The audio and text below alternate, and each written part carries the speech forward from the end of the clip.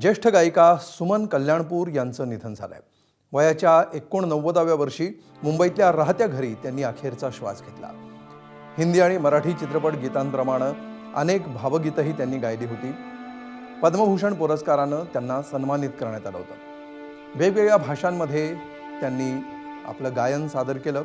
मराठी, बंगाली, उडिया, पंजाबी, राजस्थानी, कानडी आणि भोजपुरी अशा वेगवेगळ्या भाषांमधली त्यांची गाणी प्रचंड गाजली होती।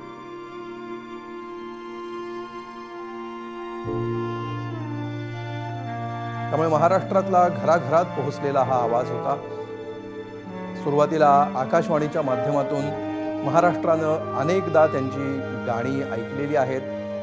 वेगवेगळ्या चित्रपटांमधून, वेगवेगळ्या भावगीतांमधून त्यांचा स्वर महाराष्ट्राच्या कानावर पडत राहिला आणि गेल्या कित्येक पिढ्या, 2 ते 3 पिढ्यांनी मराठीतली, हिंदीतली आणि वेगवेगळ्या भाषातली अनेक अवीट अशी गाणी सुमन कल्याणपूर यांच्या आवाजातली ऐकली।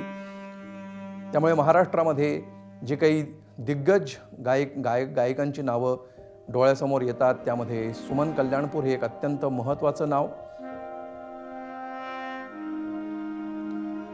विनोद घाडगे सध्या आपल्या सोबत आहेत, आमचे प्रतिनिधी।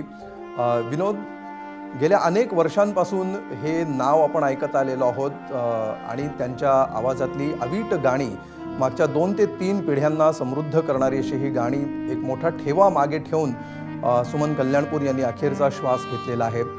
कशी होती त्यांची एकंदरीत कारकीर्द, काय त्यांच्या एकंदरीत गायकीची खासियत होती? अमोल, खरं तर अत्यंत धक्कादायक आणि दुःखद अशी ही बातमी आहे की सुमन कल्याणपूर, गायिका सुमन कल्याणपूर आज आपल्यात नाही आहेत। वयाच्या 89व्या वर्षी त्यांनी अखेरचा श्वास घेतला। जसं तू म्हणालास की खरं तर त्यांच्या गाण्यांनी, त्यांच्या सुरांनी आपल्या साऱ्यांना समृद्ध केलंय, खूप आनंद दिलाय आणि अशा एक थोर गायिका सुमन कल्याणपूर यांचं आज त्यांच्या राहत्या घरी निधन झालंय। पद्मभूषण होत्या त्या, जसं तू म्हणालास की अनेक गाणी आपल्या ओठांवरती आहेत आणि त्या प्रत्येक गाण्यांमधून त्यांनी आपल्याला खूप आनंद दिलाय, समृद्ध केलंय आणि अशा एका गायिकेनं, महान गायिकेनं आज अखेरचा श्वास घेतलाय। मुंबईमध्ये त्यांचं अगदी काही वेळापूर्वी निधन झालं आणि आज ज्येष्ठ गायिका सुमन कल्याणपूर आपल्यात नाही आहेत।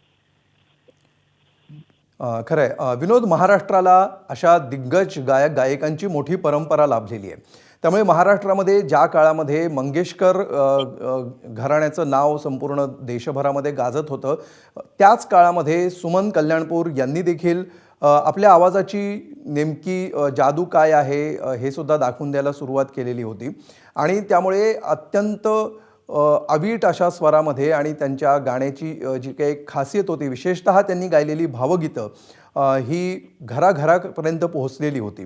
त्यामुळे ज्या प्रकारे सुमन कल्याणपूर यांच्या गायकीकडे बघितलं गेलं किंवा त्यांच्या गाण्याचं ॲप्रिसिएशन केलं गेलं, या सगळ्या काळामध्ये, ज्या काळामध्ये इतरही अनेक नावं त्याच वेळी मोठी होत होती, या सगळ्याविषयी काय सांगशील?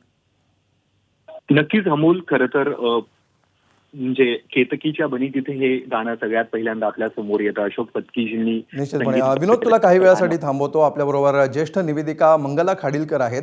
मंगलाताई, खरं तर अतिशय दुःखद आणि धक्कादायक अशी ही बातमी आहे। मात्र मागच्या 2 ते 3 पिढ्यांना समृद्ध करणारा हा आवाज आज अखेर अनंतात विलीन झालाय असं आपल्याला म्हणायला हवं। काय खासियत होती सुमन कल्याणपूर यांची आणि मागच्या 2 ते 3 पिढ्यांमध्ये जे वेगवेगळ्या भाषांमध्ये त्यांनी एक समृद्ध ठेवा मागे ठेवून त्या गेलेल्या आहेत?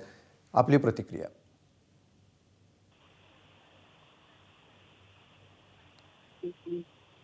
वयाच्या 89व्या वर्षी त्यांनी अखेरचा श्वास घेतला आणि मुंबईमध्ये राहत्या घरी त्यांचं निधन झालं।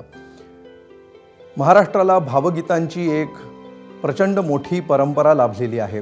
त्यामुळे अनेक वेगवेगळ्या संगीतकारांची गाणी सुमन कल्याणपूर यांनी गायली आणि वृद्धापकाळामुळे त्यांचं निधन झालं। गेल्या काही वर्षांपासून त्या सक्रिय गायकीपासून बाजूला गेलेल्या होत्या। वयापरत्वे त्यांची नवीन गाणी जरी समोर येत नव्हती तरीसुद्धा गेल्या अनेक वर्षांपासून, जवळपास 4 ते 5 दशकांचा त्यांचा गायकीचा प्रवास हा वेगवेगळ्या काळात, वेगवेगळ्या निमित्तानं महाराष्ट्राच्या कानामध्ये गुंजत राहिला। मंगला खाडीलकर यांच्याशी आपला संपर्क झालेला आहे। मंगलाजी, अत्यंत दुःखद बातमी आहे आपले अनुभव, आपली श्रद्धांजली आणि त्यांच्या गायकीविषयी आपले अनुभव.